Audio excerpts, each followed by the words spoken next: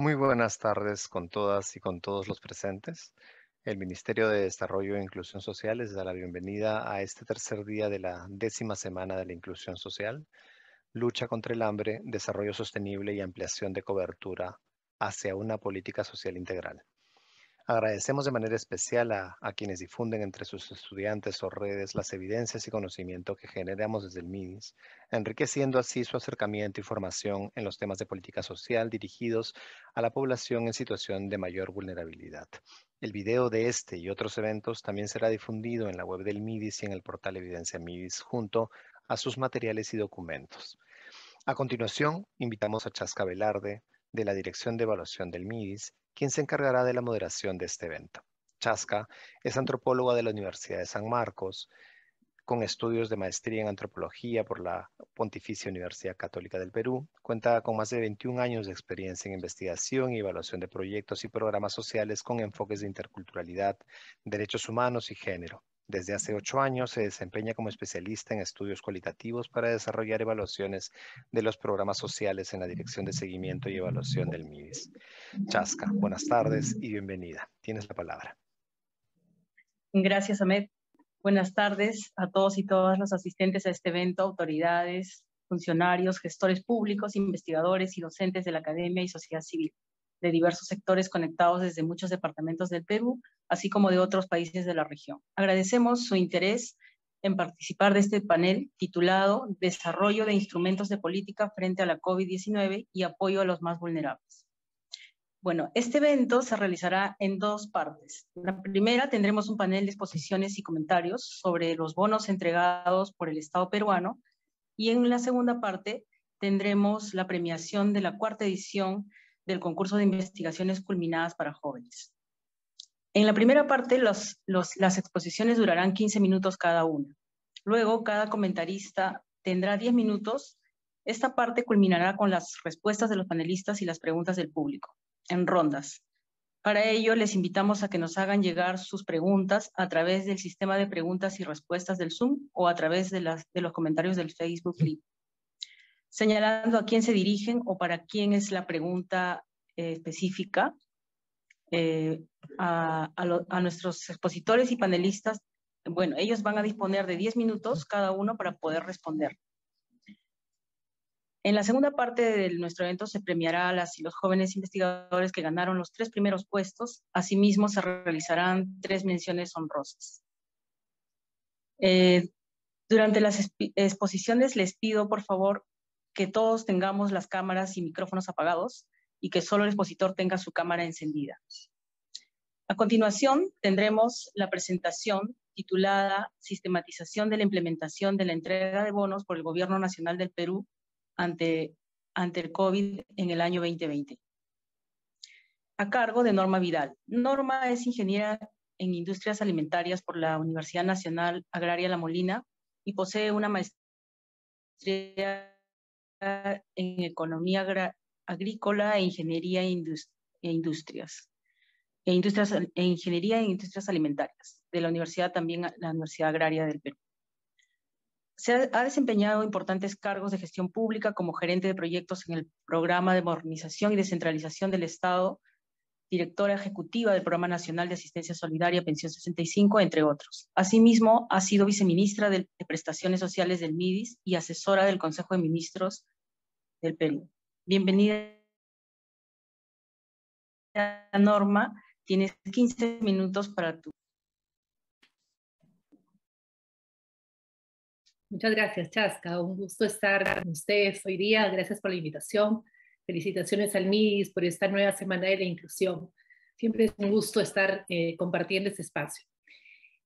Bueno, vamos a empezar y ir directamente a lo que nos convoca hoy día. Voy a compartir mi pantalla y en términos de la presentación que queremos hacer hoy. Un segundito, si me permiten compartir la pantalla.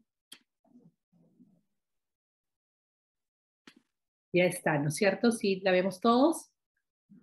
Sí, sí, se ve. Muchas gracias.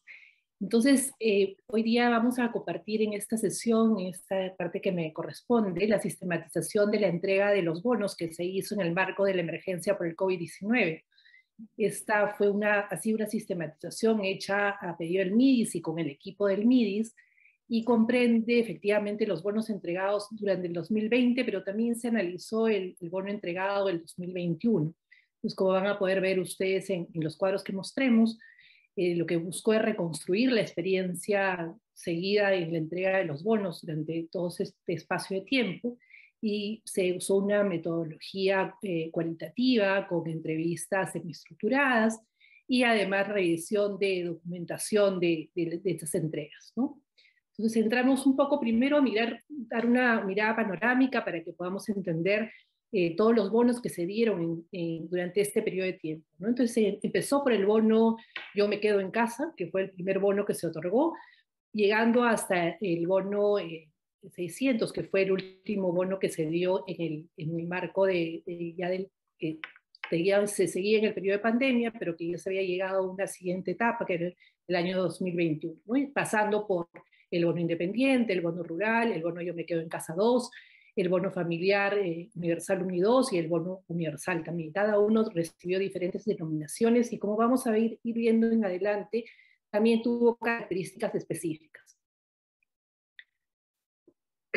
Entonces, primero se buscó la sistematización, que tenía también como objetivo ello, mirar un poco qué fue lo que se tenía en cuenta en el diseño y luego en la implementación. Respecto al diseño, podemos decir que aun cuando no se contaba con un diseño previo de atención a emergencias que estuviese previamente establecido, habían experiencias muy chicas desarrolladas ante emergencias como la del fenómeno del niño unos años antes, pero no necesariamente con una política establecida en este marco, se pudo dar una respuesta muy rápida frente a la emergencia, ¿no? Se usó la evidencia que ya existía de que la entrega de transferencias monetarias a la población era una estrategia eficiente para lograr este objetivo. Entonces, por lo tanto, el Estado peruano el 18 de marzo aprueba la primera entrega de bonos. Como pueden observar, es en el mismo marzo, más o menos en la misma semana, que se había declarado la emergencia sanitaria, y casi de inmediato se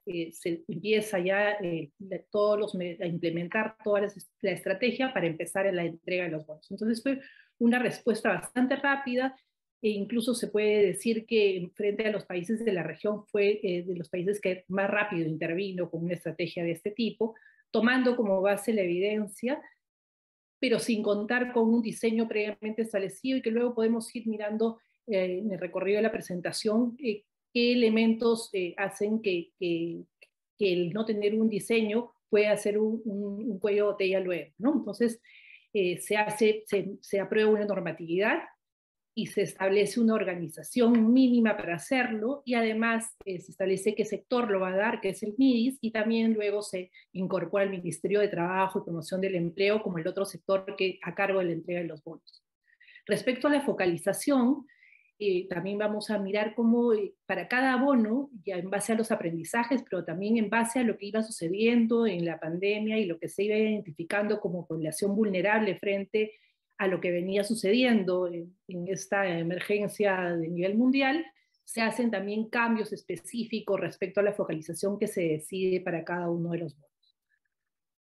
Entonces, un primer elemento importante que es crucial en esta implementación es qué se usa para identificar a quienes se les va a entregar este bono, ¿no? O estos bonos. Entonces, se inicia partiendo de usar el Padrón General de Hogares, que es un registro que ya el MIDIS maneja hace un buen tiempo, y donde está la clasificación socioeconómica de la población, ¿no? De un buen número de la población, pero sobre todo aquellos que están en extrema pobreza y pobreza. Y esto es porque fundamentalmente el Padrón General de Hogares había sido usado para tener información sobre estos estratos de población que deberían tener acceso a las intervenciones sociales. Por lo tanto, los que no estaban en pobreza y pobreza extrema no estaban contenidos en muchos casos en este padrón. Por eso es que luego se pasa a la necesidad que frente a una emergencia en la que no solamente estábamos viendo a los pobres y pobres extremos en condiciones normales, sino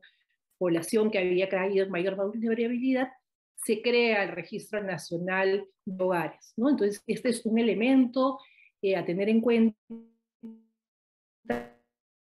que se construye a partir de la emergencia y que además encuentra todas las posibilidades de generarse a raíz de que hay una participación muy activa de las diferentes entidades que normalmente no proporcionaban su información o que no ponían disponible su información, pero que frente a la emergencia hay una apertura mucho mayor a compartirla, ¿no? Entonces, este RNH, que es el Registro Nacional de Hogares, está gestionado por el MIDIS en términos de la definición de las reglas de operación, pero en términos de la gestión de la plataforma informática está a cargo de RENIEC por la expertise que tenía en el tema. Entonces se decide esa forma de organización para la gestión del Registro Nacional de Hogares, ¿no? Y acá un tema a puntualizar, y que es un tema que persiste en el país y que genera normalmente dificultades en cualquier intervención que tiene que hacerse, es que hay una desactualización en las bases administrativas, en las bases de datos que aportan las diferentes entidades. Entonces, esto se refleja muy claramente a la hora que se tiene que hacer uso de estas bases, y que son bases que no necesariamente tienen la información al día con la que se puede contar para tomar decisiones lo más apropiadas posibles, ¿no? Entonces, en la figurita de abajo lo que se muestra es dos fases grandes que se tiene durante la entrega de los bonos, de los sucesivos bonos que les mostré al inicio, ¿no? Primero usando el Padrón General de Hogares y complementariamente información de la SBS, la SUNAT, del MEF, del MTP, Ministerio de Trabajo y Promoción del Empleo, del Jurado Nacional de Elecciones y del Ministerio del Interior, ¿no? Entonces, se usa como gran base el PGH y complementariamente todas estas bases, y a partir de ello se genera el padrón de los elegibles, ¿no? Y se le genera con RENIEC un código de hogar y quienes integran ese hogar para saber y definir a quienes se les hace la transferencia, ¿no? La siguiente gran fase ya va con lo que se llama el RNH, que es lo que se he comentado, y que toma como base el Registro Único de Identificación que maneja RENIEC, pero que además usa el PGH y el Censo 2007, y que también se complementa con estas mismas las bases de información de estas organizaciones, de estas entidades competentes que les he mencionado, y es a partir de ello que se generan los hogares elegibles. Entonces, se pasa a una situación mucho mejor, en la que se cuenta con información mucho más completa, porque se parte de este gran registro del país, de toda la población del país, ¿no? Entonces, estamos frente a un avance logrado a partir de la emergencia que se tenía, ¿no? Continuamos mirando varios de los aspectos de la implementación. Respecto a los plazos de entrega y a los tramos establecidos, ¿qué podemos decir a este respecto?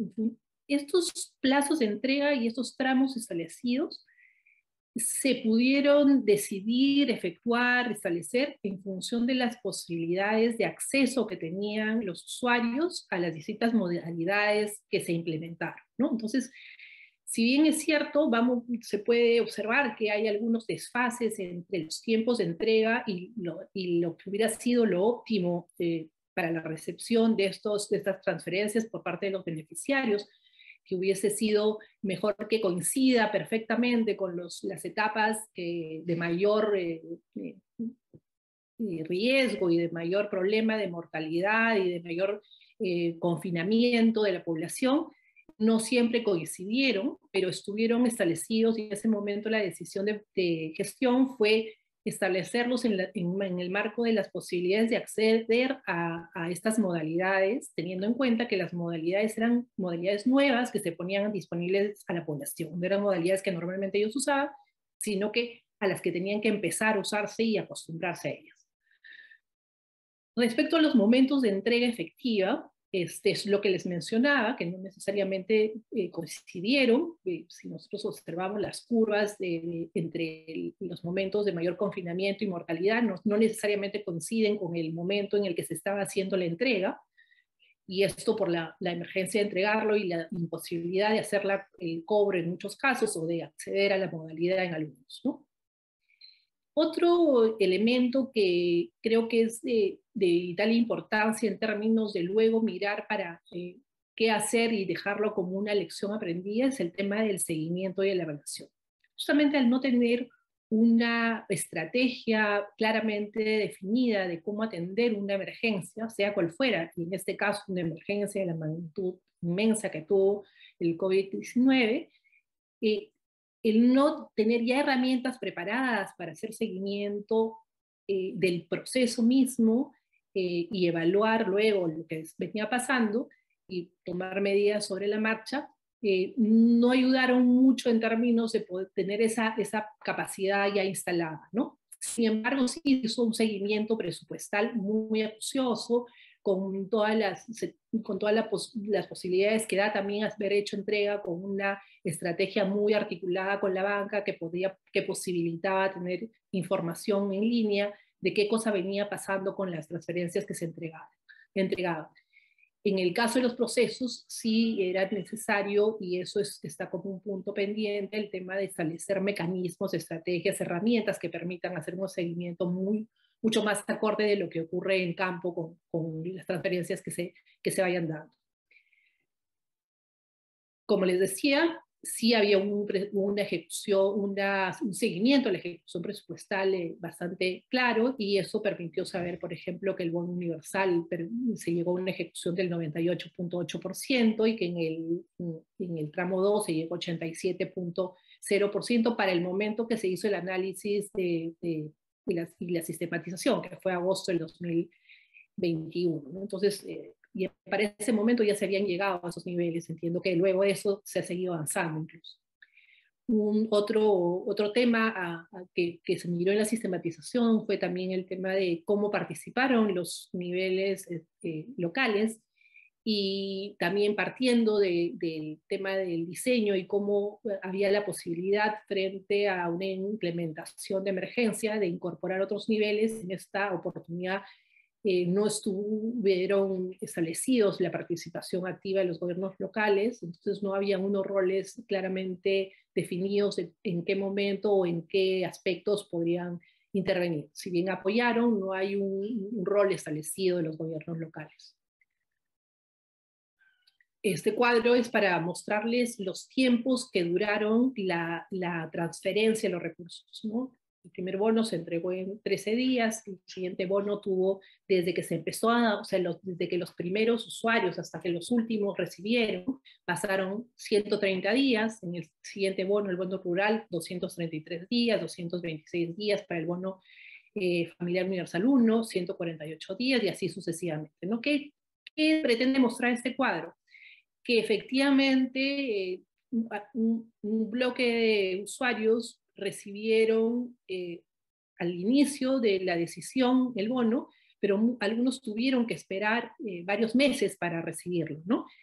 Y esto tiene que ver nuevamente con los tramos establecidos de los que les mencionaba y definidos en función a las posibilidades de acceso de los usuarios, ¿no? Entonces, acá es otro elemento que nos ayuda al análisis en términos de luego definir políticas que nos ayuden a reducir esos espacios de tiempo y a llegar con mucha más rapidez a la población desde las lecciones aprendidas. Otro aspecto interesante a analizar, que se analizó y a analizar, es la estandarización y optimización de los procesos, ¿no? Se empezó con el MIDIS como responsable de la entrega de bonos, luego se incorporó al MTPE, ya solamente el último bono, el del 21, estuvo solamente ya a cargo del MIDIS, incluso cubriendo población urbana y rural. El Ministerio de Trabajo y Promoción del Empleo entra como el gestor de los bonos de carácter más urbano, por eso es que se incorpora su participación, pero luego se decide que estos bonos también sean entregados por el MIDIS. Y ahí este tema de que sean dos sectores que de manera independiente, aun cuando haya coordinación permanente, sean los implementadores, en algunos momentos causó que hubiesen procesos diferentes y que esto de cara a la población no necesariamente facilitara todo lo que era necesario. Sin embargo, la parte positiva del tema también fue que se generaron estrategias diferentes desde cada uno, con sus respectivos aprendizajes que ayudaron también en la optimización de cada uno de los sectores y luego en la consolidación en el año 2021, ¿no? Y en términos de la interacción de actores y articulación institucional, la Comisión Interinstitucional de Asuntos Sociales, el CIAS, que ya viene existiendo desde hace bastante tiempo, sirvió como plataforma para la toma de decisiones. No era en ese espacio en el que se tomaban decisiones estratégicas de la implementación de un nuevo bono, de a quiénes iba a esta nueva focalización del nuevo bono que se necesitaba, a cargo de quién estaba, qué entidades podían participar, cómo se lograba conseguir nueva información y nuevas bases administrativas que antes de la pandemia no habían estado siendo disponibles por las entidades y por el propio MIDIS para poder ser usadas para las decisiones y que a partir de esto se empiezan a usar. Entonces, la comisión se convierte en un espacio ad hoc para este tema, ¿no? Y este es un aspecto a resaltar. En términos de las comunicaciones, se parte también nuevamente desde el tema de que se hace la intervención desde dos sectores con estrategias diferentes de intervención, ¿no? Cada uno empieza a desarrollar todo lo que tiene de su bagaje de conocimiento y sus posibilidades de implementación y de su capacidad de llegada a los usuarios, empieza a desarrollar toda una serie de elementos comunicacionales. Luego esto se consolida y se llega a través de la Secretaría de Comunicaciones de la PCM a lograr que se consolide la forma de comunicación, que se consoliden las plataformas, y el 2021 se llega ya con una plataforma consolidada y con mensajes únicos hacia los usuarios, ¿no? Un aspecto acá que también se analizó es si se contaba con un mecanismo para recibir quejas y reclamos que fuera ágil y eficiente. Se considera todavía un aspecto a fortalecer, a pesar de que se contaba con una serie de canales como las líneas telefónicas, como el acceso de consultas y quejas a través de Internet. Igual esto no necesariamente tenía la capacidad de una respuesta lo más ágil posible. Entonces es uno de los temas que sigue estando como que tiene que ser un aspecto de preparación previa del Estado para que ante la emergencia no es que hay que armar una estructura, sino que ya existe y está preparada para realizarlo, ¿no?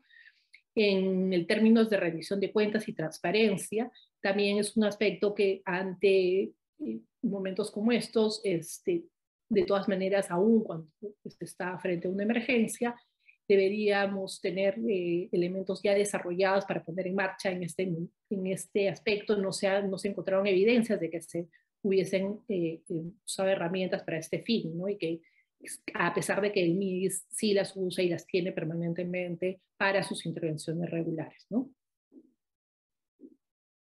Acá también les muestro una gráfica que la idea es que miren, tomen una idea así un poco macro de cómo se hicieron, cada bono tuvo su propia ruta de identificación de usuarios, de elaboración de padrón, de emisión de planillas y de entrega a los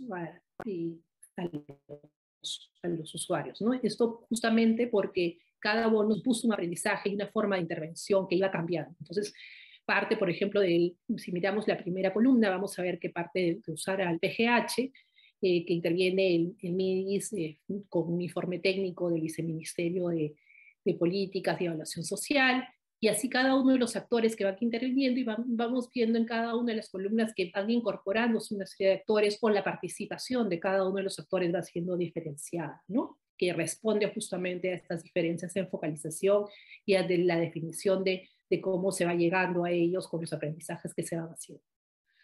La implementación de las modalidades también va incrementándose, un punto importantísimo acá y que creo que es de resaltar para lo próximo que haga este sector y otros sectores del Estado, es que se ha logrado incorporar muchísimas modalidades de pago, y esto ayuda mucho a la llegada a la población con una real inclusión financiera, y hay que ver cómo eso se vuelve cada vez más sostenible. Y finalmente, con todo esto que se fue hallando, se llegan a recomendaciones, ¿no? Recomendaciones de algo que se está hablando desde la primera sesión de la Semana de Inclusión, de contar con políticas públicas de protección social frente a emergencias, ¿no? Ha habido una capacidad demostrada del MIDIS que tiene que ser fortalecida y que tiene que ser formalizada, ¿no? Que se tiene que formalizar su rol y su liderazgo y el de los programas sociales frente a estos aspectos.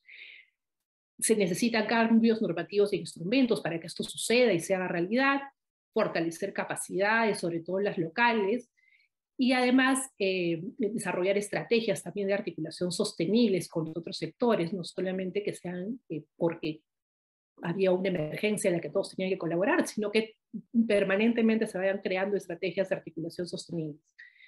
Fortalecer el tema de lograr un sistema integral de seguimiento y evaluación, que siempre es crítico, pensando siempre en la herencia y lograr que las intervenciones tengan siempre esa mirada del conocimiento para tomar decisiones adecuadas en lo que es la identificación, focalización y elaboración de padrones, mirar muy de cerca la focalización para el caso de emergencias, cuáles son esas vulnerabilidades, cómo se actualizan los lineamientos para contar con bases administrativas mucho más sólidas, mucho más eficientes, con organizaciones que realmente actualicen y que tengan la obligación de actualizar permanentemente sus bases informativas.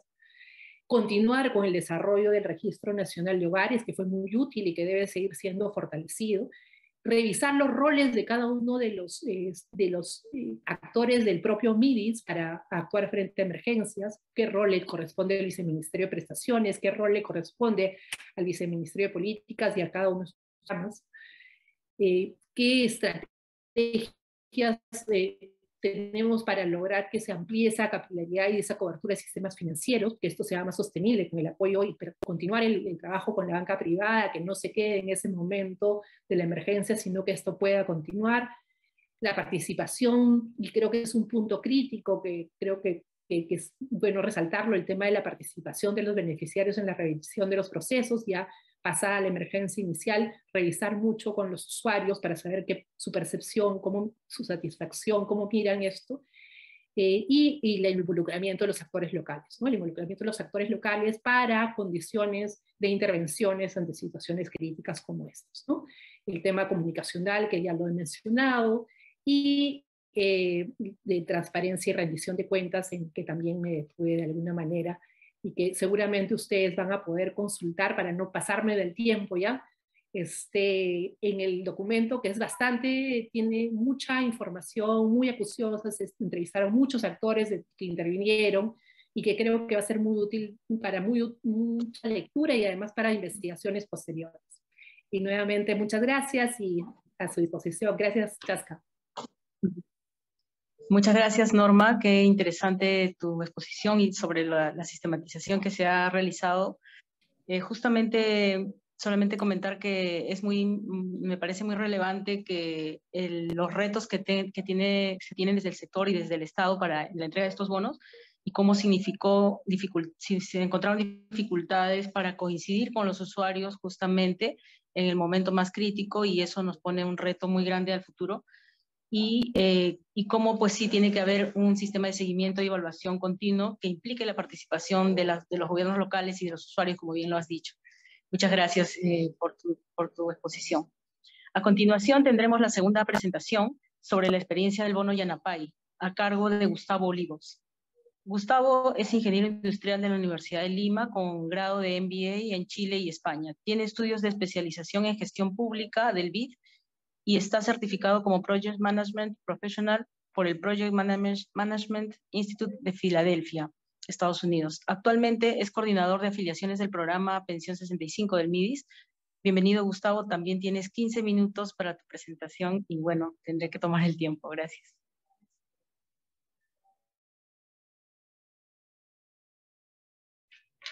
Gracias, Chasca. Buenas tardes con todos.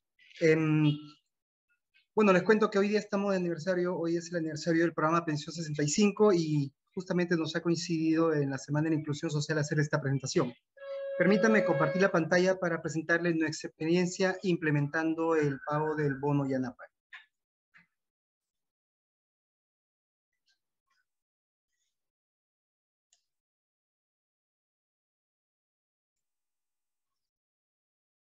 ¿Me podrían confirmar, por favor?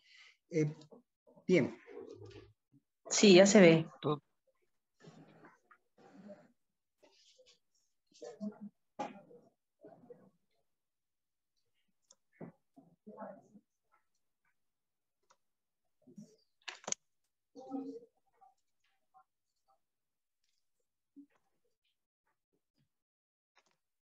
Bien, en el programa recibimos el encargo del pago del bono y como parte de eso asumimos el reto de cumplir el objetivo del subsidio económico.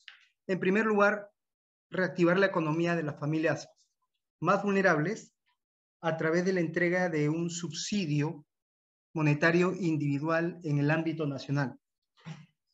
Esto implicaba la entrega de un subsidio monetario a más de 13 millones de peruanos, que representaban el 30% aproximadamente de la población nacional, y eran personas pertenecientes a 7.9 millones de hogares. El reto acá estaba en entregar un subsidio diferenciado, en primer lugar, el subsidio monetario individual ascendente a 350 soles para cada adulto de un hogar beneficiario, y además para entregar un subsidio monetario complementario por el mismo monto cuando se identificaba a algún adulto con un hogar único con uno o más hijos menores a su cargo. Para esto encontramos inicialmente tres problemas a enfrentar. En primer lugar, el asumir el pago a un grupo poblacional heterogéneo. Cabe señalar que el programa Pensión 65 entrega una subvención monetaria a un grupo específico que es a las personas adultos mayores de 65 años. Y nuestra base de datos de usuarios asciende a 600.000 usuarios actualmente. Entonces nos enfrentamos a un grupo poblacional distinto y a un grupo que representaba en cantidad una base de datos mucho mayor a la que teníamos que diversificar. En segundo lugar, teníamos un bajo porcentaje poblacional bancarizado. Y en tercer lugar, un acceso limitado a la información. Con los plazos que se tenían para poder cumplir con los objetivos y dentro del marco de la pandemia, era importante el acceso a la información de manera inmediata y en tiempo real con la finalidad de que las personas puedan acceder al cobro del subsidio económico. Y para esto se plantearon las siguientes propuestas de solución. En primer lugar, considerando el grupo poblacional que teníamos enfrente, se decidió por agruparlos según la caracterización de cada una de estas personas por grupo etario, o por nivel de vulnerabilidad, por rango de edad y por también por el tipo de población, si es que pertenecía a un ámbito rural o urbano. Asimismo, se pensó en la innovación en el proceso de entrega. Considerando que actualmente tenemos la banca digital, se trató de establecer alianzas con la banca privada a fin de llegar a la mayor cantidad de personas que tenían alguna cuenta abierta en algún banco, y no necesariamente el Banco de la Nación. Y asimismo, con la finalidad de entregar información actualizada y a la mayor cantidad de personas, se establecieron nuevos canales de información distintos a los que tenía implementados el programa. Pues bien, en la caracterización establecimos como primer grupo a aquellas personas más vulnerables dentro de todo el escenario de la pandemia y considerando el objetivo del bono, como primer grupo a aquellos ciudadanos de los programas sociales. En segundo grupo, los ciudadanos con cuentas bancarias, billeteras digitales, banca celular y cuenta DNI. Un tercer grupo que estaba compuesto por los ciudadanos ubicados en comunidades rurales sin acceso al sistema financiero, y como un cuarto grupo a aquellos ciudadanos que no tenían cuenta bancaria y que tampoco tenían un celular, un teléfono móvil a su nombre. Asimismo, en la innovación del proceso de entrega, pues agrupamos, de acuerdo a las características que hemos visto en la diapositiva anterior, agrupamos a las personas en función al ámbito rural y urbano, priorizando, por ejemplo, el pago a domicilio a un pequeño grupo de personas que estaban establecidas dentro del ámbito urbano y que tenían una mayor edad, lo cual les impedía acudir a los centros bancarios. Por otro lado, dentro del ámbito rural se estableció como primer canal de pago las empresas de transporte de valores para aquellos lugares donde no existe oferta bancaria, y dos grandes grupos establecidos para aquellas personas que tenían alguna cuenta, sea en el Banco de la Nación o en alguna entidad bancaria privada, a las cuales se les hizo depósito a través de su cuenta ya existente. También se estableció un grupo que iba a recibir el dinero a través de un giro bancario para aquellas personas que tenían un DNI pero que no tenían una cuenta bancaria, y se les hizo un giro para que puedan cobrar con su DNI en las agencias y ventanillas del Banco de la Nación. Y en tercer lugar, 3 pequeños grupos que eran los que corresponden a la cuenta DNI, a la billetera digital y a la banca celular, a personas de edad mediana y que tuvieran acceso a un teléfono móvil. Y con respecto a los canales de información, se estableció una plataforma de consultas que es el Yanapay Perú. A través de esta plataforma se llegaron a recibir 154 millones de visitas, y de las cuales representaron 50 millones y medio de consultas realizadas a través de la aplicación. Y también otro canal de información era la línea social de ayuda, que es un call center que llegó a recibir hasta 2 millones de llamadas recibidas. A estas personas se les atendió, en algunos casos, de la ubicación a través de lenguas originarias, con la finalidad de llegar a la mayor cantidad de personas y también bajo los parámetros de la inclusión social.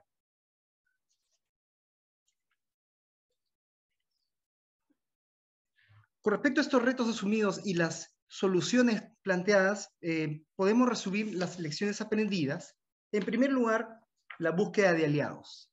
Las alianzas público-privadas nos permitieron la creación de sinergias a través de los convenios de cooperación que se establecieron con las distintas entidades bancarias privadas, la que nos permitió llegar a la ciudadanía a través de distintas modalidades de pago, bajo los pilares que establecieron en el pago de este bono, que era oportunidad, pertinencia y seguridad. En segundo lugar, la implementación en el pago. Nosotros, dentro del marco de la pandemia, considerando las restricciones que existían para acceder a las agencias bancarias, implementamos la ventanilla abierta en coordinación con el Banco de la Nación para evitar contagios por la COVID-19. Asimismo, se implementó la cuenta DNI, que nos permitió activar la cuenta a 1.8 millones de ciudadanos, que al final representaron el 14% del total de beneficiarios del bono, que, como mencioné anteriormente, ascendía a 13 millones de personas. Y luego, la difusión digital. Bajo esta plataforma digital, el uso de la plataforma de consulta de beneficiarios, estas personas llegaron a conocer su modalidad de pago y la fecha en la que correspondía el cobro. Y para nosotros tuvimos que romper algunos paradigmas, ya que, como mencioné anteriormente, el programa está acostumbrado a trabajar con un grupo poblacional distinto que no tiene acceso a la tecnología. Entonces, bajo el parámetro de la difusión digital, es que permitimos llegar a muchos ciudadanos y pudieron estas personas acceder a la información correspondiente a su modalidad de pago y a la fecha del cobro. Como logros alcanzados, podemos resumir de la labor y la implementación de las soluciones que hemos visto. En primer lugar, que obtuvimos un 92% de beneficiarios que lograron cobrar su subsidio económico dentro del plazo establecido por el gobierno. Y como información relevante, es importante señalar que el lanzamiento de la línea 101 nos permitió, como logro, a realizar 24.820 llamadas a los beneficiarios para informarles con respecto al cobro de su subsidio económico. Se realizó el fortalecimiento de capacidades a 3.037 actores sociales y servidores públicos de diversas instancias de niveles de gobierno. Y además logramos suscribir convenio con 18 entidades financieras, las cuales nos permitieron llegar a la mayor cantidad de población a través de los canales que les he mencionado. Pues bien, esta fue la experiencia en lo que corresponde a la implementación del bono Yanapay y los logros a los que accedimos gracias a las propuestas y a las soluciones que se plantearon en su momento. Gracias. Bien, muchas gracias, Gustavo. muy interesante el proceso de la entrega de este bono y como podemos ver nos va mostrando un desarrollo un poco distinto a los anteriores bonos, lo cual significa pues que estamos avanzando en digamos, hacer la llegada de esta entrega más específica a distintos actores, a la heterogeneidad grande que tenemos en el país, ¿no? Bueno, entonces, muchas gracias. Ahora recordamos a nuestros participantes que pueden hacer llegar sus consultas a través del sistema de preguntas y respuestas del Zoom o también a través de los comentarios del Facebook Live. Ahora tenemos el panel de comentarios. Tendremos 2 rondas y yo tendré que, bueno, recordarles como siempre el tiempo. La idea es que en sus primeros 6 o 7 minutos los comentaristas puedan tener un comentario inicial a las presentaciones, señalando 1 o 2 aspectos que deseen relevar y opcionalmente realizar alguna pregunta a uno de los expositores. Nuestra primera ronda tendrá como comentarista inicial a Yana Jiménez, licenciada en Derecho, especialista en gestión de riesgo de desastres y protección. Ella tiene 7 años de experiencia en proyectos de reducción de riesgo ante desastres con enfoque comunitario y de fortalecimiento institucional en República Dominicana y Cuba, y en respuesta humanitaria en República Dominicana, Puerto Rico y Mozambique. Actualmente se encuentra trabajando como asociada de Protección Social Adaptativa para el Programa Mundial de Alimentos en República Dominicana, acompañando el fortalecimiento de capacidades del sistema de protección social dominicano para brindar respuestas humanitarias. Bienvenida, Yana. Tienes tus primeros 6 o 7 minutos. Gracias. Sí, bueno, mi participación va a ser básicamente como retomar algunos puntos de lo que han hablado la compañera y el compañero y un poco también hacer esa comparación quizás o mencionar algunos aspectos que también me parecen relevantes tomando en cuenta la experiencia de República Dominicana en la respuesta hacia el COVID-19. Entonces, lo primero es reconocer de parte de los estados, tanto de República Dominicana, de Perú y de otros, de cómo este evento que cayó de sorpresa nos hizo empezar a trabajar y de cuál es la importancia de los grupos de trabajo. Por ejemplo, en República Dominicana está el Grupo de Protección Social Adaptativa que trabaja desde el 2016 planteando estos temas de cómo la protección social se vería en un contexto de emergencia. También están, por ejemplo, los Cash Working Groups, además de toda la experiencia de las agencias, de las instituciones de sociedad civil y demás que han trabajado en respuestas humanitarias que permitieron entonces que los gobiernos pudieran ya tener a la mano, a pesar de con muchas lagunas aún de cómo íbamos a hacer todo esto, pues que tuvieran a la mano cuál es la idea de lo que se debía de hacer en ese momento. Quiero mencionar, se estaba mencionando que para la respuesta de Perú estaba esta focalización flexible. La flexibilidad fue un factor muy importante, ese reconocimiento de que esta respuesta era cambiante, de que teníamos que irnos adaptando según nos estaba enseñando la experiencia, con toda la falta de información que teníamos todos los países sobre cómo era el comportamiento de esta pandemia y de cuáles eran esos grupos a los que tendríamos que atender. Que de ahí entonces viene también esa lección aprendida de esa ampliación y actualización de los datos y no solamente enfocarnos, por ejemplo, en pobreza monetaria, sino también la importancia del levantamiento de información acerca de distintas vulnerabilidades, de distintos grupos y de esa pobreza entonces multidimensional para respuestas humanitarias mucho más focalizadas, mucho más pertinentes y efectivas. Y hablando precisamente de efectividad y pertinencia, también me surge el comentario de la importancia de la interoperabilidad.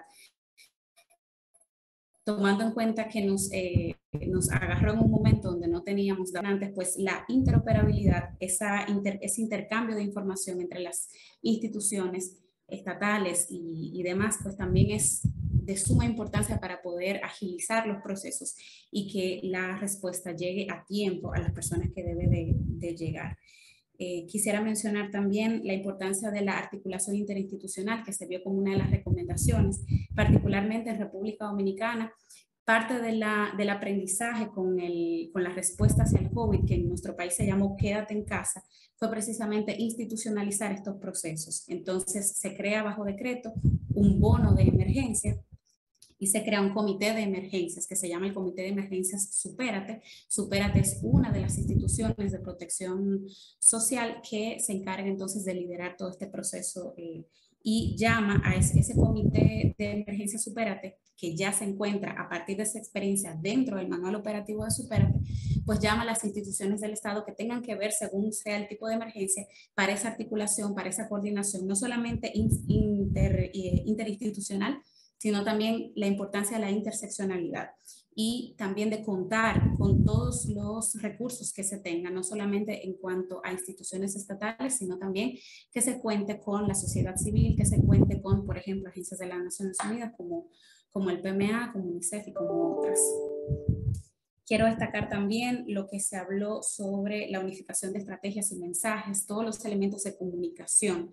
Parte de las lecciones aprendidas, tanto como mencionaban aquí para Perú, como por ejemplo para República Dominicana, es la creación de mecanismos de quejas, sugerencias, de denuncias, de reclamos, que sea efectivo, que la población pudiera acceder a ellos de manera más fácil. Y, por ejemplo, para República Dominicana se habilitaron otros medios de comunicación, estaba un centro de llamadas, estaba también las páginas web y demás, que facilitaron entonces que la población pudiera acceder a tener comunicación con las personas, con las instituciones que estaban encargándose de responder en ese momento. Y vinculado mucho a eso también, la importancia de la evidencia, la importancia del monitoreo y la evaluación de todo este proceso. Precisamente para poder mejorar o crear políticas públicas que nos puedan facilitar al momento de una emergencia.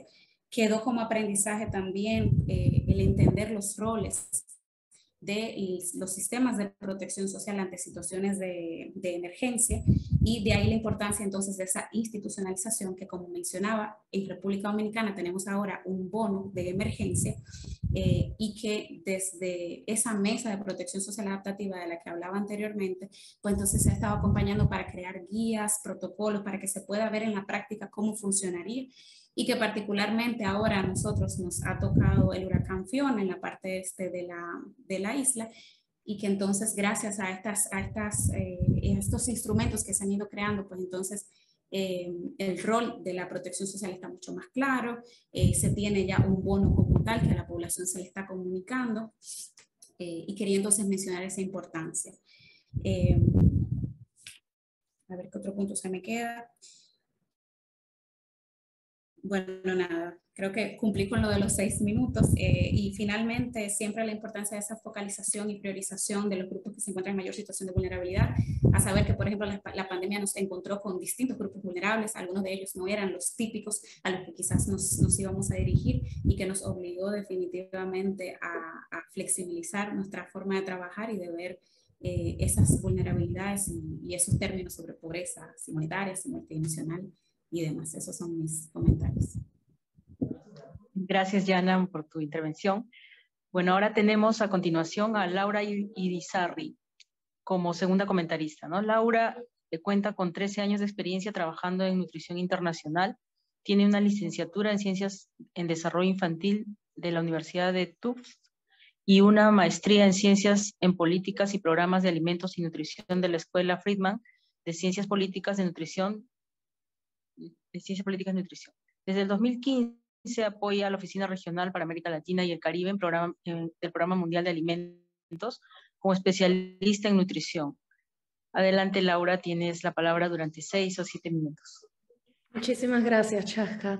Creo que, bueno, primero agradecer a los colegas por las presentaciones y también me encantaría reconocer, pues, el valor del estudio y del financiamiento de ECO para mejorar, o sea, verdaderamente creo que el estudio sirve en este proceso de cómo mejoramos las transferencias monetarias en emergencias.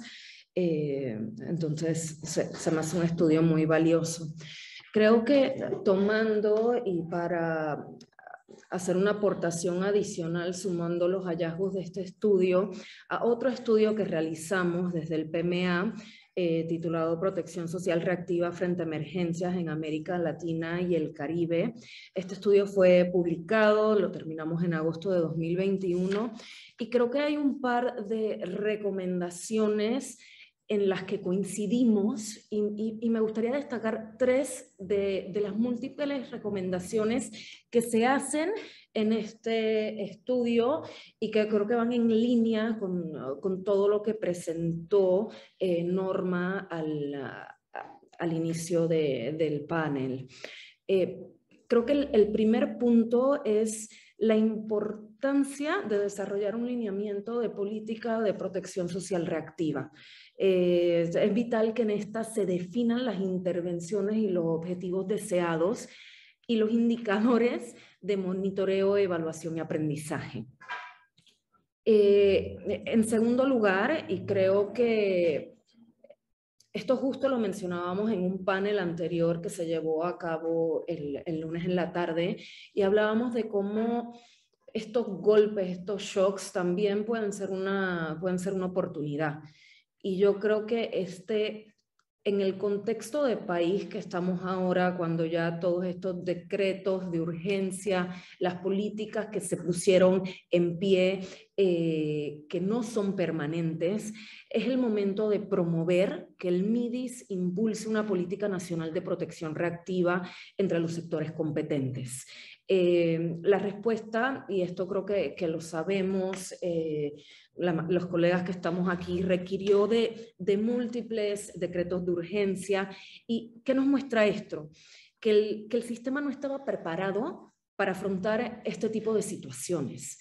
Entonces, sí creo que es vital que se tome el aprendizaje y que no dejemos que al terminar estos decretos no tomemos las acciones oportunas para que esta situación no se vuelva a repetir. Finalmente, creo que es importantísimo que se desarrollen protocolos de continuidad operativa y de respuesta ante la crisis. Es decir, ¿qué pasa después? Y cómo mantenemos los esfuerzos durante el tiempo que fuere necesario y se hagan las adaptaciones para responder a esa nueva realidad. Específicamente en términos de los pagos, me gustaría hacer 2 puntos. El primero es que sí creo que es importantísimo, y Norma lo destacó brevemente, esta parte de adaptar innovaciones tecnológicas a la entrega de los beneficios. Entonces creo que es una oportunidad de repensar cómo podemos usar esta tecnología existente, la penetración del Internet, en una entrega que pueda ser más rápida utilizando lo que tenemos a nuestro favor. Y también creo que es importantísimo la parte de preparar los mecanismos de pagos para que puedan absorber la demanda resultante de una crisis. Es decir, que sean lo suficientemente flexibles también en base a los diferentes escenarios de riesgo. Es decir, creo que un ejemplo muy claro sería el que puedas hacer diferentes números de pagos, quizás en diferentes montos, etc. Finalmente, y para concluir, sé que estoy en mi tiempo, me gustaría terminar diciendo que el desarrollo de estos planes antes mencionados y de todas estas recomendaciones tiene que estar sustentada sobre una base de compromisos financieros. Por ejemplo, que existan líneas presupuestarias a nivel de programas o fondos de contingencia que sean exclusivos para el uso de protección social en estas situaciones de emergencia. Muchísimas gracias.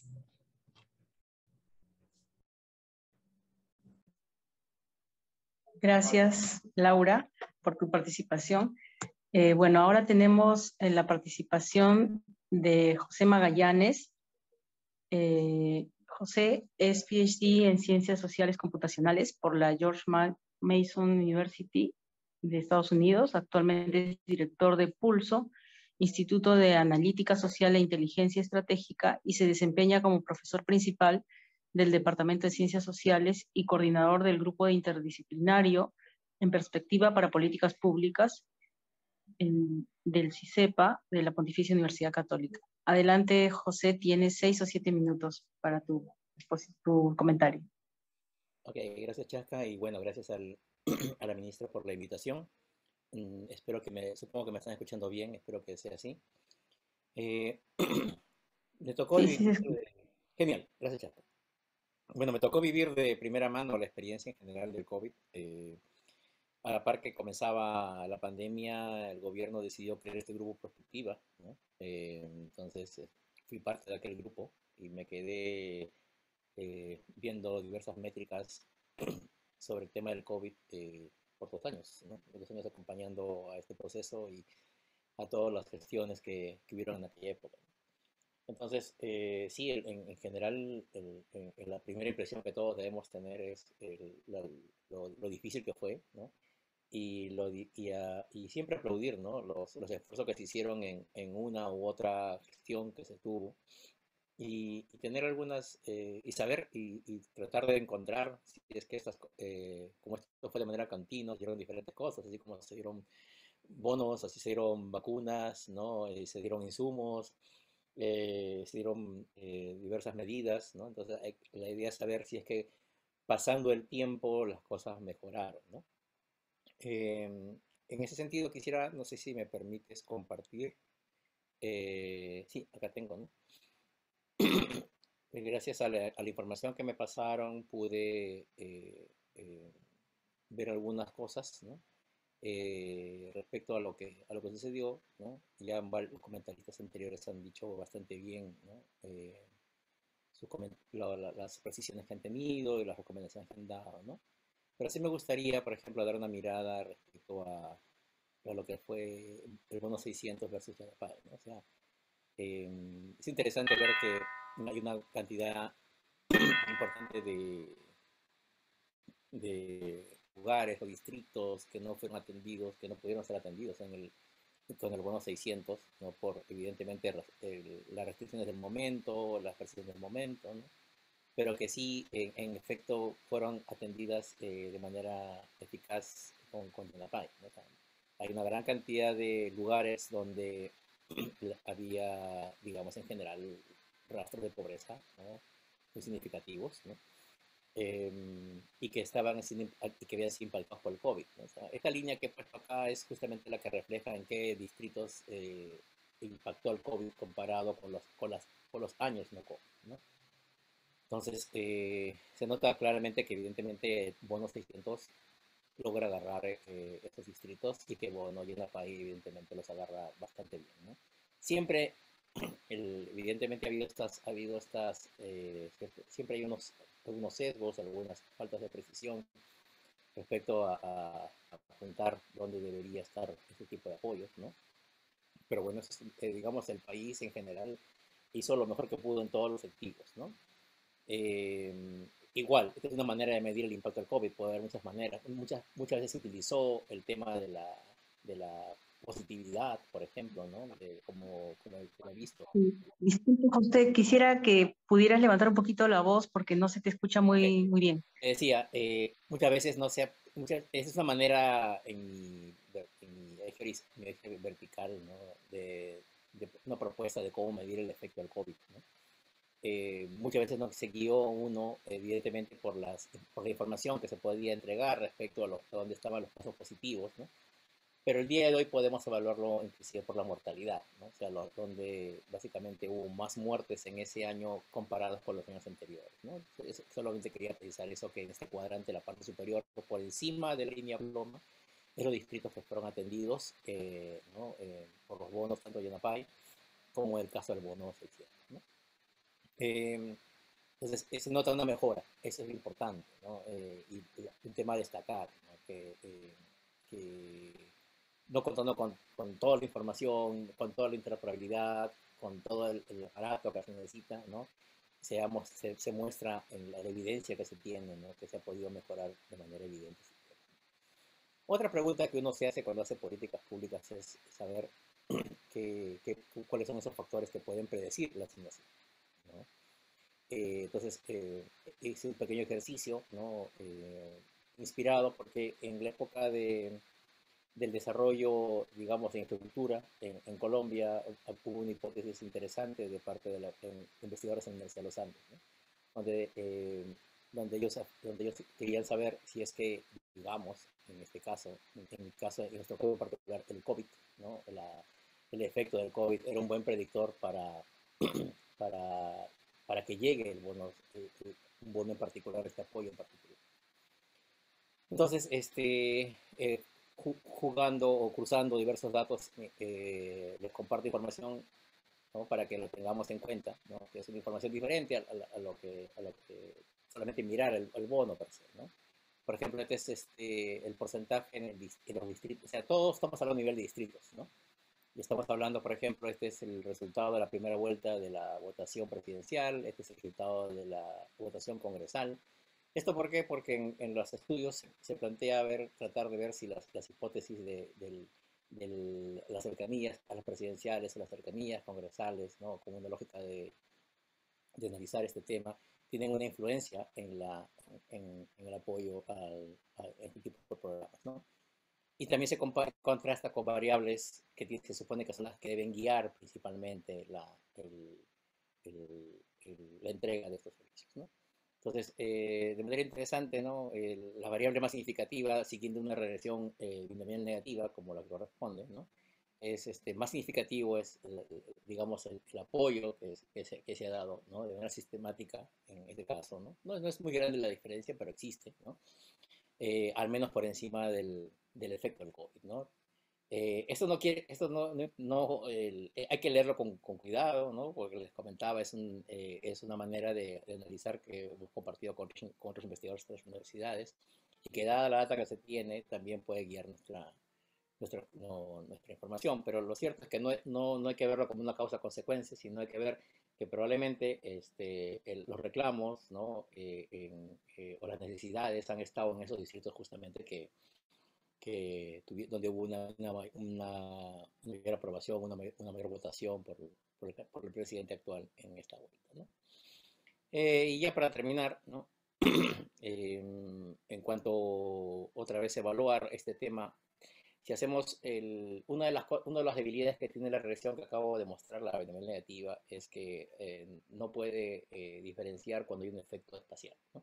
Un efecto espacial que tiene que ver con justamente la logística o la presencia o las capacidades que tiene un sector público en particular, ¿no? Entonces, de acá les podría dar de manera descriptiva, ya no de manera como de lo estadístico, les podría dar otras informaciones. Por ejemplo, en el caso del mapa de la derecha, ¿no? Todos los puntos rojos todos los puntos que están en rojo, quiere decir, son los lugares donde Yanapay se dio, y también hubo una coincidencia o sea, el monto fuerte de Yanapay, hubo mucho apoyo de parte de Yanapay, se llegó a cubrir bastante bien el bono Yanapay, y a la vez también se había cubierto bien el bono 600, ¿no? Esta es la parte que está aquí, ¿no? Los puntos celestes, ¿no? Que son los outliers, ¿no? Son donde de alguna manera Yanapay está en un lugar donde mucho más se entregó en bono 600, ¿no? O sea, la comparación espacial es esa, ¿no? Yanapay llegó, pero no llegó tanto como llegó bono 600, ¿no? De manera en cuanto a porcentaje, ¿no? En la parte azul, en la parte naranja, que es la más interesante, es cómo Yanapay logra, ¿no? Atender lugares que no pudieron ser atendidos, no fueron bien atendidos en el caso de bono 600, que es el norte del país, ¿no?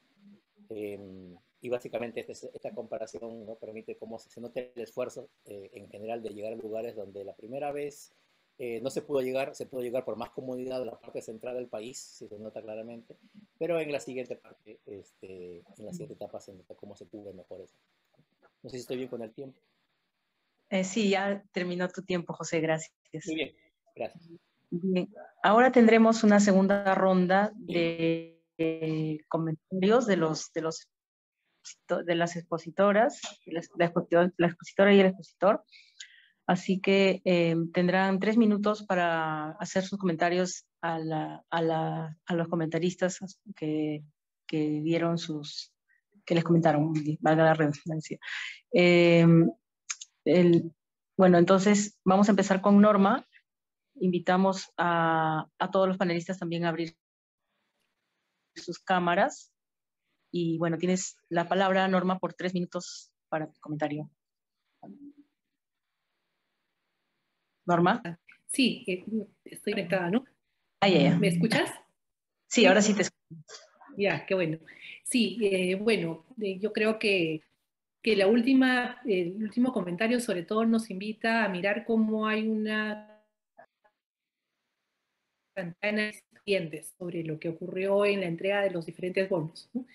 Igual lo que hemos podido compartir es una pincelada de lo que se encontró. Hay muchos testimonios que desde la parte cualitativa también son bastante importantes, ¿no? Entonces, hacerles el análisis más a fondo, ¿no? En términos, por ejemplo, del diseño de políticas, ¿no?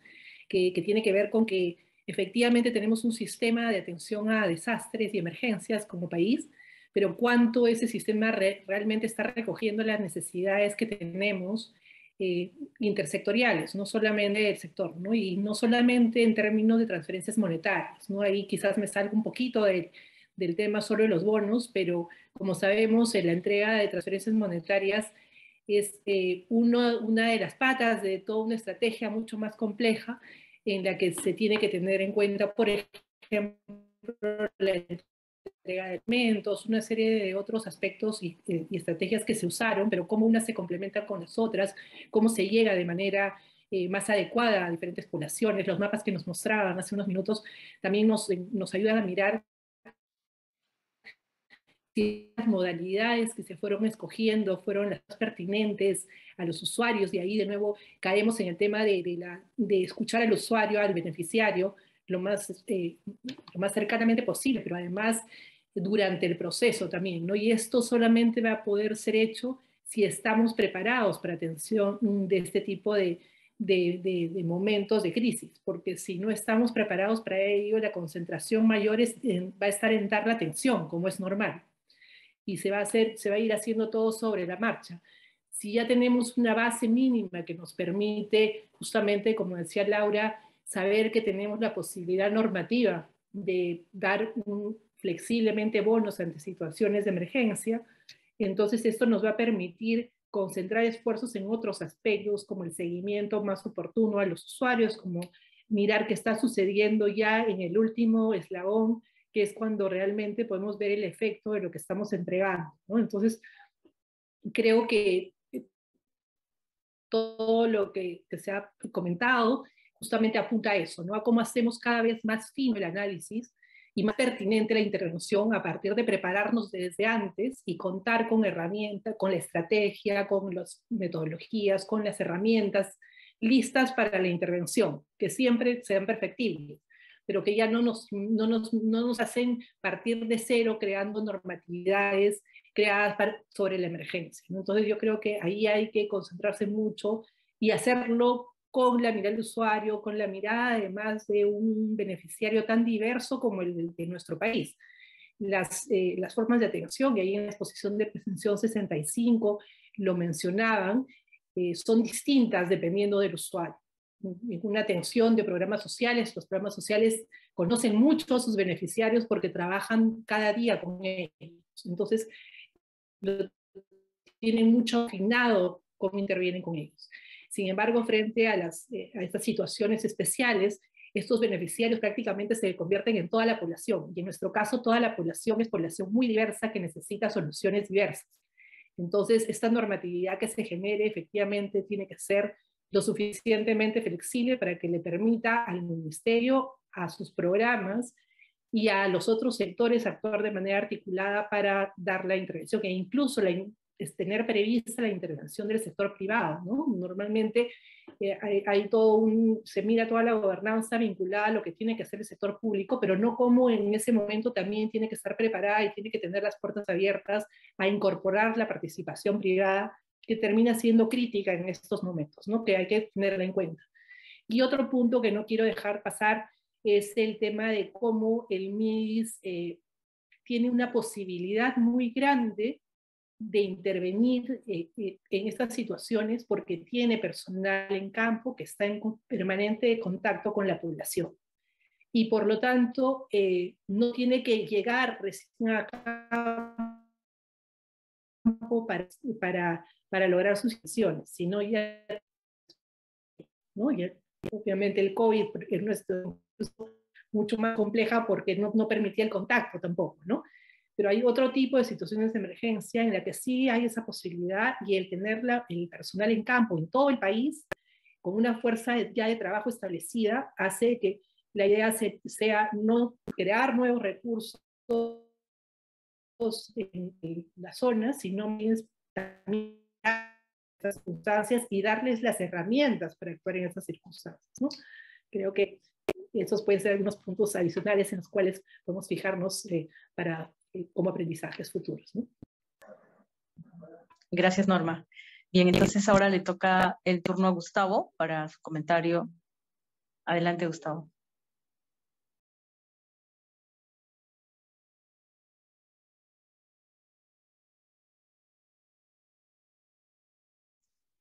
Gustavo está. Disculpen, tenemos problemas con la señal. Denme un segundo, por favor. Ya, ok.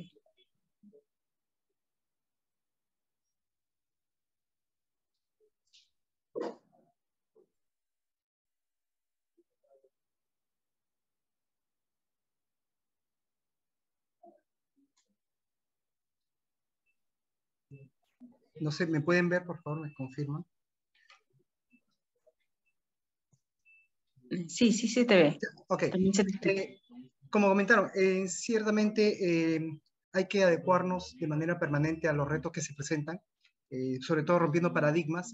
Si bien tenemos un status quo dentro de nuestro día a día, los retos que aparecen bajo situaciones inciertas y sobre todo de manera tan esporádica como apareció el contexto de la pandemia, nos hacen repensar las soluciones que debemos de plantear, no solo basados en lo que conocemos, sino en las situaciones que enfrentamos.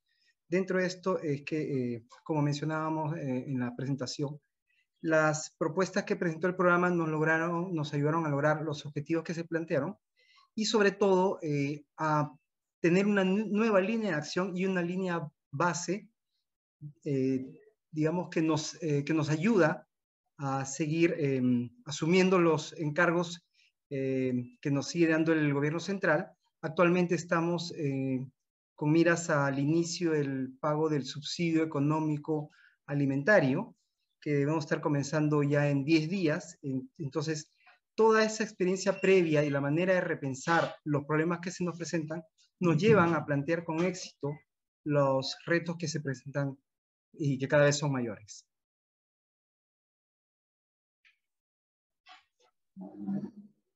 Bien, gracias, Gustavo, por tu comentario. También invitamos ahora a Yana, quizá tiene 3 minutos adicionales también para comentar.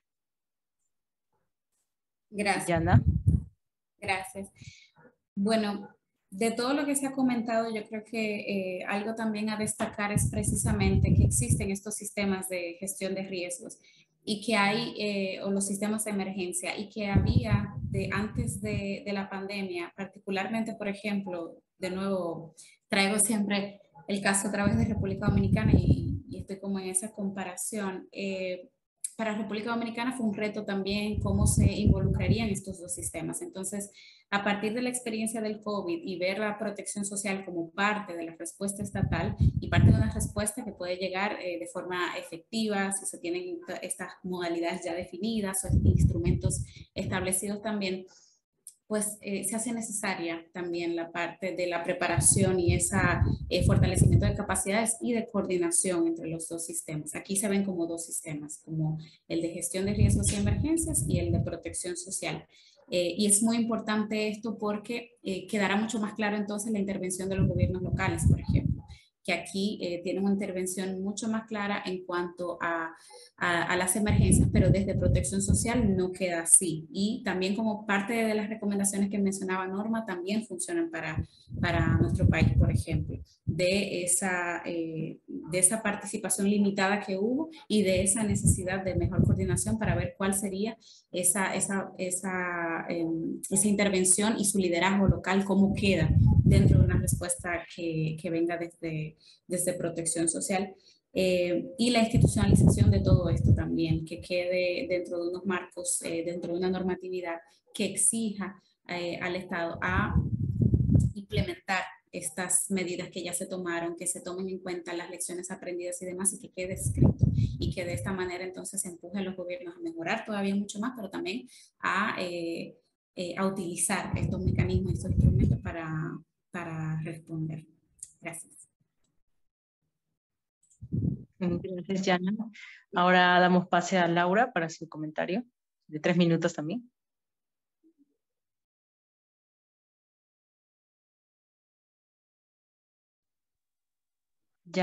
Perdón, Laura. Sí, tenemos un poquito de retraso con la conexión. Creo que en línea con los comentarios de Yana, yo sí creo que a nivel regional y por ende en el Perú, necesitamos un compromiso claro con la protección social.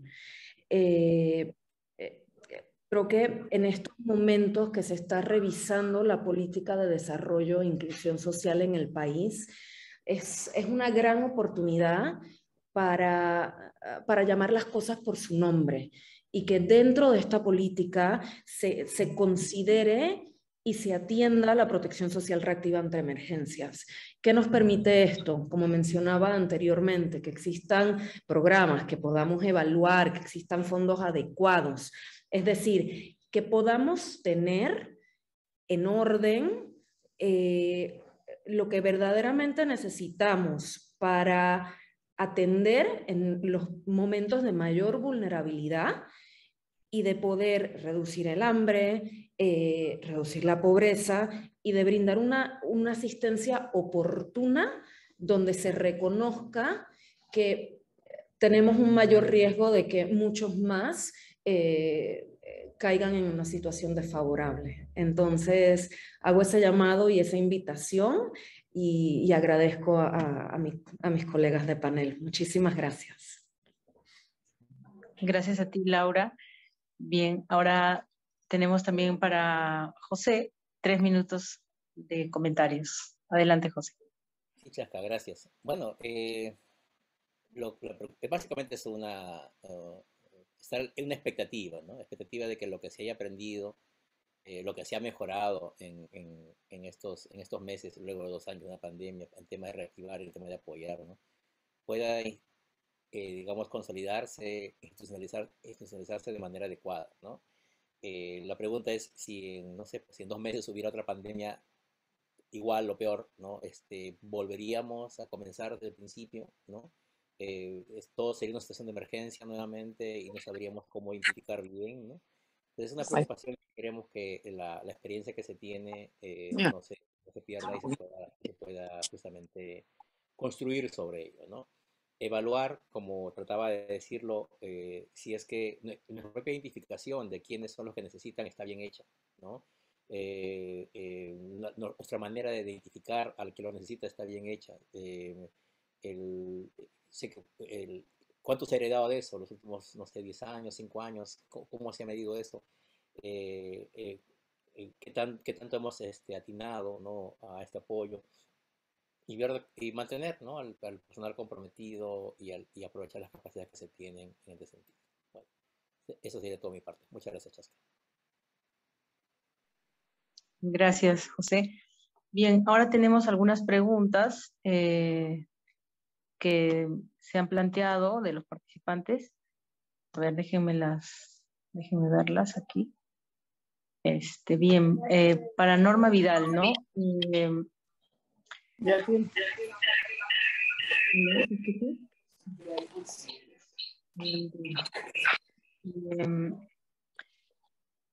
¿Qué lecciones aprendidas de otros países puede recomendar para el sistema de transferencias monetarias en el Perú? Es una pregunta. Y otra, ¿qué oportunidades de mejora encuentra para el Registro Nacional de Hogares? Gracias. 3 minutos. Bueno, yo creo que listo, Chasca. Sí, les decía que creo que para Ahí hay un estudio interesante que nos habla justamente de que estaba una de las personas a cargo ha sido Laura, mirando las experiencias regionales, ¿no? Y qué cosa pasaba en cada una. Yo creo que muchas de las lecciones aprendidas son semejantes, ¿no? Vinculadas a la pertinencia de las bases de información con la que se cuenta, a la posibilidad de tener políticas reactivas frente a emergencias, ¿no? De políticas bien formuladas, con todos los elementos, y que nos remiten a tener que, además, aprender también de lo que les funcionó más a los otros, ¿no? Yo creo que acá, sobre todo, lo que hay es más que mirar cómo estaba cada uno preparado, mirar cómo tuvo capacidad cada uno y cómo establecieron estrategias que en algunos casos tuvieron algunas diferencias, y que esas diferencias en algunos casos marcaron la capacidad de actuar eficientemente. Entonces, ahí habría que mirar mucho más a detalle qué es lo que se puede recoger de cada país. Algunos países tenían menos cobertura en la población de recojo de información de personas, pero sin embargo tenían más precisión de repente y más actualización en sus bases de datos. Nosotros logramos tener en el Registro Nacional de Hogares bastante información y bastante acceso a información de diferentes bases administrativas. Sin embargo, al usar las bases, y esto puede observarse en las entrevistas que hemos tenido, pero también en la evidencia de cómo estaba la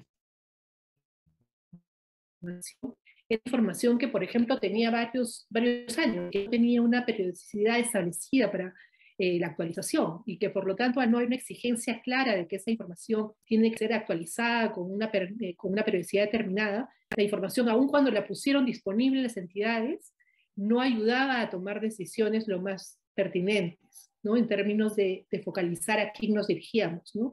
Y por eso se producían errores como, por ejemplo, incorporar a jóvenes que de repente estaban en su etapa de educación, pero no necesitaban ese bono, cosas de ese tipo, que eran producto de una desactualización de bases de información, de cómo conformar los hogares, ¿no? De cómo había ya un nivel mucho más certero de organización de la información en base a hogares, que es la que ayuda para ciertos tipos de vulnerabilidades que hay que atender en estos casos, ¿no? Entonces, todo ese tema de seguir construyendo y afinando cómo se tiene la información, no solamente de esta plataforma de interoperabilidad. Acordémonos que la interoperabilidad funciona si cada uno de los que están teniendo a cargo y son las entidades responsables, competentes de generar la información y de tener la lista a tiempo, es que funciona, que tenemos una base pertinente de ser usada. Entonces, yo creo que como país tenemos un camino todavía intenso e importante que recorrer en trabajar mejor las bases de información para que éstas sean actualizadas, que tengan la información que se requiere y que estén disponibles, ¿no? A mí aprovecho además para saludar a Pensión 65 por su aniversario, que comentaban que es hoy día, pero además me tocó la oportunidad de estar en la creación del programa, de dirigir el programa, y una también de los temas que eran críticos era contar con información pertinente y disponible, ¿no? Que tomó muchos años ir trabajando y lograr que eso persiste. Desde el MIDIS, el Padrón General de Hogares, por ejemplo, ha sido muy trabajado y ha sido modernizado, se han incorporado una serie de elementos, pero tiene que alimentarse de otras bases. Y eso tiene que ser trabajado desde una instancia distinta al MIDIS, ¿no? En este caso, por ejemplo, la PCM, que pone reglas al tema de cómo tiene que ser compartida la información, que tiene a cargo la plataforma de interoperabilidad del Estado, que todavía no es una realidad y que debería ya ser pronto una realidad, ¿no? Cada cierto tiempo se nos presentan problemas de información sobre identidad, sobre una serie de cosas, ¿no? Que todos podemos ver. Entonces, eso justamente nos muestra que hay un trabajo ahí que hacer, pero que a partir de la emergencia se ha demostrado que sí se puede compartir información. Y que creo que eso es lo más importante y rico de la experiencia, de que no hay imposibilidad de hacerlo. Normalmente las entidades ponen muchas restricciones frente a la capacidad de compartir la información que ya tienen. Y la pandemia y el tema de construir este RNH ha demostrado que sí pueden hacer. Entonces, ahora hay que seguir continuando con esto, haciéndolo lo más lo más riguroso posible, con procesos establecidos, y revisar la institucionalidad del tema también, ¿no? Porque sí es complejo que una entidad sea la que está a cargo de las reglas con las que se construye ese padrón y otra sea la que maneja y gestiona la información, porque siempre pueden crearse espacios de vacíos en el tema propio de la gestión. Entonces, ahí hay que afinar, mirar cómo es lo que funciona mejor, qué es lo que tiene que estar todo el tiempo funcionando y engranadamente para que pueda ser usado, tanto en los momentos regulares, en general, no solamente en las intervenciones sociales, y además puede ser usado en el momento que se requiere de emergencia, ¿no? Entonces, yo creo que por esa ruta, por eso una de las recomendaciones es que hay que fortalecer la gestión, no solo la gestión, sino también el diseño de este Registro Nacional de Hogares, y adicionalmente, respecto a las experiencias, creo que también nos puede ayudar un poco en responder a esto, Laura, que ha estado haciendo esta sistematización a nivel regional. Gracias, Norma. Sí, también tenemos una pregunta para Yana. ¿Cree que los países latinoamericanos están preparados para afrontar mejor ahora una pandemia similar o una emergencia similar? ¿Qué nos dice Yana? Sí, aquí estoy. Bueno, definitivamente estamos en un mejor lugar porque por propia parte de lo que decía al inicio de mis comentarios es que esto fue como factor sorpresa. Sin embargo, teníamos una base muy pequeña, para muchos países no necesariamente la mejor, pero aún así todos fuimos como cayendo en qué era lo que había que hacer. Entonces, en comparación con cómo nos encontró el COVID-2019, definitivamente. Y hay países como estos, por ejemplo, o sea, en los países estados recogiendo la información, que sí que es cierto que el tema de monitoreo, evaluación, de recolección de insumos, de datos para mejorar, de evidencias, de realmente la efectividad de la respuesta, nos quedamos cortos precisamente por esa falta que había de preparación y de instrumentación para responder. Sí es cierto que estamos en un mejor momento, ya tenemos unos instrumentos un poco más claros, ya sabemos algunos que definitivamente no son los más funcionales. Precisamente por eso mencionaba también el tema de la flexibilidad, tanto en tema de focalización como de instrumentos de pago. No solamente en Perú, también, por ejemplo, en República Dominicana se han ido creando otros tipos de bonos para hacer pilotajes. Hay también acompañamiento de organizaciones, de instituciones, como mencionaba, los Cash Working Groups, y para República Dominicana el Grupo de Protección Social Adaptativa, que aprovechamos esta experiencia para ver cómo piloteamos y cómo generamos instrumentos para la mejora del trabajo que se haría en una siguiente ocasión. Para una experiencia como una emergencia como la pandemia, o para otras, que por ejemplo la región del Caribe es muy afectada, Centroamérica también es muy afectada por fenómenos hidrometeorológicos, por ejemplo, que antes no se contemplaba la protección social como parte de esa respuesta y ahora sí. Entonces, en definitiva, ya la vemos como algo donde según la amenaza o según la afectación, vamos a ir afinando los detalles de ver cómo utilizar este recurso, cómo apoyarnos del mismo y cómo también aumentar la transparencia, aumentar la interacción con las comunidades y focalizar mucho mejor, hacer una mejor priorización para que llegue a las personas que más lo necesitan según el contexto, que eso fue algo yo creo que muy importante de la pandemia, enseñarnos que el contexto definitivamente que importa para la focalización. Gracias. Gracias, Yana. Bien, ahora también tenemos una pregunta para Laura.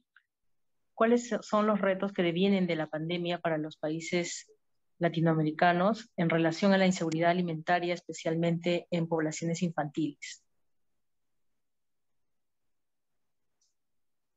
Laura, tienes 3 minutos para tu comentario. Claro. Laura. Sí, ¿me escuchan? Sí, de hecho, y un poco apuntando al estudio que justo mencioné antes, una de las recomendaciones que trabajamos y que apuntamos en este estudio fue precisamente que no tiene nada que ver con este tema de bonos y de pagos, pero que la entrega de los alimentos puede ser fortalecida.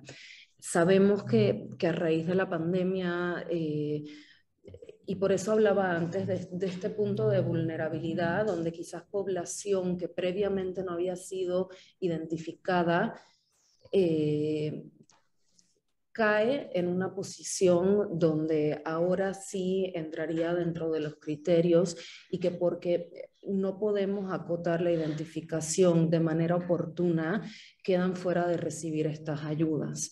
Creo que un gran ejemplo, y lo hablamos el lunes en términos de cómo creció la demanda por alimentos, es el trabajo que se ha hecho en Lima Metropolitana con las ollas comunes. Y lo que vimos es que mucha gente depende de estas para su sobrevivencia. Y que mucho estaba yendo destinado a la alimentación de los niños en términos de los usos de las ayudas que se recibieron durante la pandemia. O sea, verdaderamente el uso a nivel regional se ve que por lo general principalmente iba a tres áreas: alimentación, el pago de renta y el tema de asistencia médica. Entonces sí creo que a raíz de la pandemia y aunado a este tema de las lecciones aprendidas, creo que se tiene que hacer mucho énfasis en la adquisición, promoción y distribución de productos de alto valor nutricional, así como alimentos fortificados, como parte de todos los programas sociales nacionales. Esto también apunta a una gran oportunidad que tenemos en materia de protección social, y es cómo hacemos para trabajar de manera integrada. Existen conexiones naturales entre la protección social, la nutrición, la salud y otros aspectos. Entonces sí creo que nuevamente hago este llamado y me encanta poner la atención en la posibilidad que tenemos de hacer acciones integradas para un mayor impacto y para que podamos trabajar de manera colaborativa para mejorar los indicadores en todas las áreas, como por ejemplo el tema de alimentación a nivel regional. Muchas gracias. Gracias, Laura. Bien, para José Magallanes tenemos una pregunta también. ¿Cómo sería un mejor diseño de la focalización para que la entrega de bonos sea más efectiva en cuanto al manejo de bases de datos? Tienes la palabra, José, por 3 minutos. Bueno, esa es una pregunta, la pregunta del millón, ¿no? Lo que se tiene actualmente, básicamente hay que preguntarnos si es que está basado, no sé, en la situación real de las personas o en la organización que las personas puedan tener para estar presente con una data. Por ejemplo, ¿no? Nosotros identificamos a los pobres o los pobres se tienen que identificar a sí mismos, ¿no? O sea, se acercan a algún lugar, yo soy pobre, ¿no? O nos organizamos, somos un grupo de pobres y tenemos estas debilidades, ¿no? Entonces, si el sistema en general, ¿no?, está permitiendo que aquellos que puedan tener una mínima organización, ¿no?, y se presenten y se registren, ¿no?, quizás hay un sesgo nacional, ¿no? Siempre ha habido ese tema, ¿no? Quizás, y justamente por ese tema, ¿no?, la base de datos no están recogiendo la información de aquellos que no están en ningún sistema, ¿no? Y ese ha sido uno de los problemas que hemos tenido desde el inicio, ¿no? Ni siquiera las direcciones eran las que necesitábamos cuando queríamos mandar un poco de ayuda o ver confinamiento en el momento del COVID, ¿no? La interoperabilidad es la aparente solución, pero no va a ser satisfactoria si es que las personas que comienzan a aparecer en los registros tienen algún sesgo respecto a su situación económica particular, ¿no? y no es un mal solamente en el Perú, sino debe ser en todo el mundo, ¿no? La manera sesgada o el sesgo que siempre existe entre identificar realmente las personas que necesitan algún tipo de apoyo o beneficiar a aquellas que pueden organizarse y decir que lo necesitan, ¿no?